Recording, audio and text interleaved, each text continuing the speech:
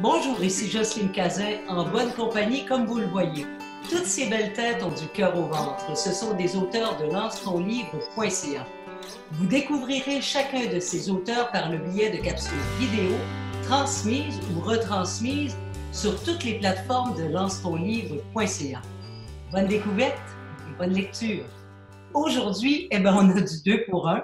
Deux sœurs jumelles, France et Francine Lucier. Bonjour, mesdames. Bonjour, bonjour. Bonjour. Bon, alors, évidemment, vous ne me parlerez pas en duo, mais on va commencer avec avec France, pardon, parce que France, vous êtes à la source, finalement, de toute l'inspiration d'écrivaine. Oui, en effet.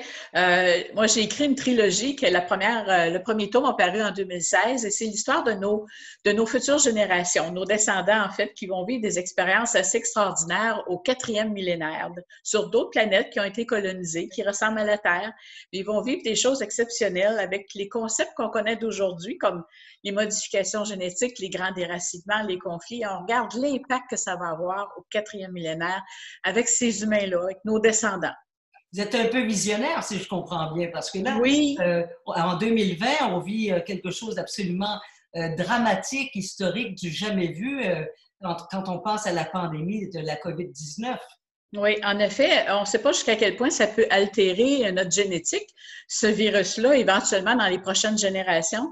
Alors, on peut s'imaginer n'importe quoi. Là. La porte est ouverte aux fantaisies, aux fantastiques. Oui. Est-ce que c'est votre métier d'infirmière, votre profession d'infirmière qui vous a inspiré ce type de livre-là? En fait, oui et non.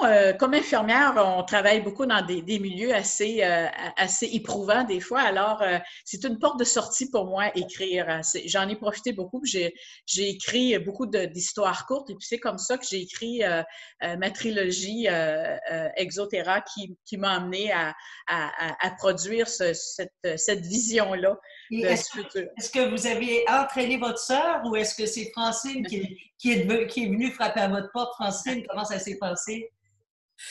Exactement. Grâce à France et ses bonnes relations avec Marie Brassard de la maison d'édition, qui nous a proposé d'écrire des contes. C'était un nouveau créneau dans sa maison d'édition, d'écrire des contes pour enfants de 3 ans et plus. Fait que moi, j'avais déjà des idées que je lui ai proposées et puis c'est de là qu'est parti que sont nées nos histoires pour enfants.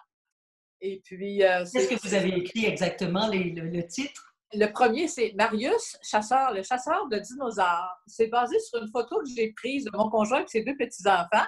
Et on leur a fait à croire, devant une tête de vache, là, que c'était une tête de dinosaure. Fait que là, Marius combattait les dinosaures. Et puis, c'est de là qu'est née ma première histoire. La deuxième histoire, c'était dans un petit bois. On se promenait dans un petit bois, puis il y avait un morceau de plastique qui pendait d'une branche.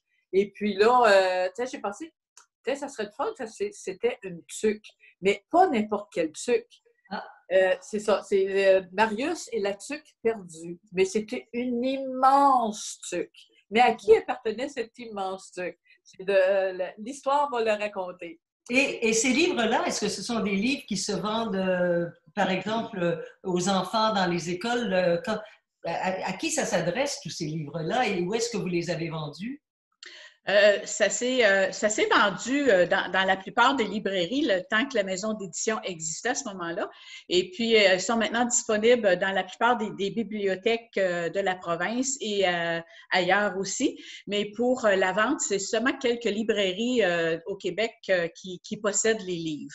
Mais on peut se les procurer aussi sur ma page web en faisant les mots-clés Trilogie Exotera. Ça va amener sur ma page web et tous les livres sont disponibles à partir de là.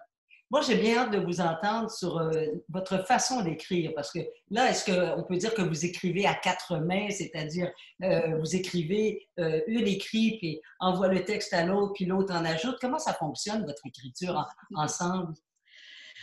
Bien, les 2 premières histoires, Francine, elle m'a émis ses idées et moi, j'ai mis ça par écrit. Fait que, puis après ça, elle arrivait avec d'autres idées. Alors, ça s'est fait d'une façon très naturelle, très conviviale. On a pu élaborer nos 2 histoires ensemble, comme 2 vraies jumelles.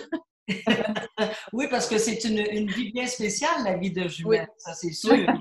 Et dites-moi, Francine, est-ce que vous avez commencé à écrire une fois que vous avez pris votre retraite, et puis France, la même chose, ou est-ce que c'était déjà dans l'air bien avant la retraite?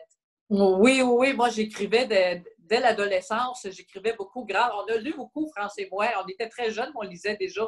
Fait que, de là qu'est partie notre idée d'écrire des histoires. Et puis, bon, j'ai tenté un peu de journalisme quand j'étais dans la jeune vingtaine. Ensuite, j'ai fait mon bac en traduction. Après ça, je suis devenue adjointe à l'enseignement universitaire au THU.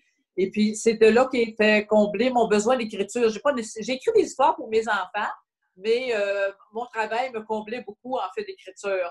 Alors, mais c'est grâce à Marie Brassard, la maison d'édition où France a édité ses livres, qui m'ont permis de réaliser mon rêve, soit d'écrire des histoires. Oui, parce que c'est un beau rêve et puis c'est quand même une discipline d'écrire.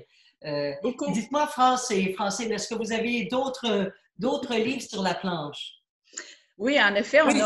on a des contes pour enfants encore qu'on veut élaborer. On est en train de plancher là-dessus, justement. Et puis, on a plusieurs idées, puis on veut éventuellement sortir une publication pour des contes pour enfants. Et moi, de mon côté, j'ai terminé la rédaction d'un roman d'époque qui se passe dans les années 50-60. Et puis, c'est l'histoire d'une petite orpheline. Alors, on va voir qu'est-ce qui va se passer avec elle. Oui, bien à ce moment-là, les années 50-60, on sait là, que, par exemple, les filles mères étaient obligées de donner leur enfant en adoption. Est-ce que c'est un peu de ça dont il s'agit?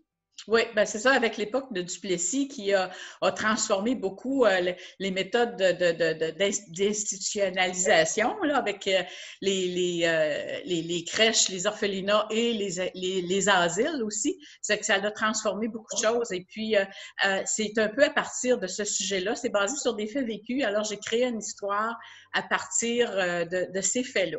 Alors, c'est assez bouleversant. Oui, ça va sûrement être intéressant. Oui. Alors, Mesdames Lucier, France et Francine, on peut retrouver vos livres, notamment, si c'est trop compliqué, là, on a juste à aller à lance-ton-livre.ca avec Pascal Gasse et qui, elle, va diriger les lecteurs vers vos plateformes. Oui, en effet. Effectivement, oui. Je vous souhaite bon succès, bonne continuité, bonne inspiration. Merci beaucoup, Jocelyne. Merci à vous. C'est agréable.